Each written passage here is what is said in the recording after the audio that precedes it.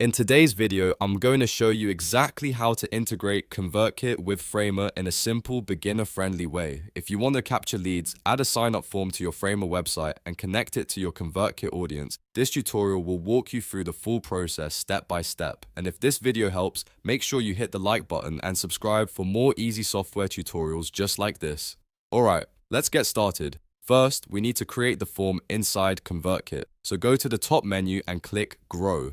This is where ConvertKit keeps the tools for building and managing your forms and landing pages. Once you're in the Grow section, click Landing Pages and Forms. From there, choose Create a Form. ConvertKit will give you a few options, but the important thing is to create a form that you can embed into your Framer site. After you create the form, make sure you save it and publish it.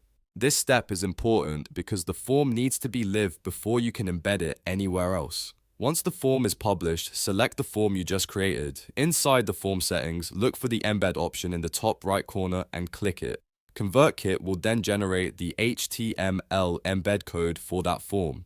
Now copy the HTML embed code. This is the code that will allow Framer to display the ConvertKit form directly on your website.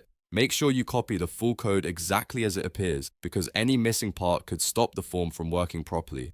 Now let's move over to Framer. Open your Framer project where you want the form to appear. Once your project is open, click the plus button and then choose Embed. This adds an embed block to your page, which is what we need for the ConvertKit form. After that, paste the ConvertKit embed code directly into the embed area. Once the code is pasted, Framer will load the form inside your layout. At this point, you may need to resize the form so it fits cleanly within your page design. You can adjust the width and height until it looks balanced with the rest of your content.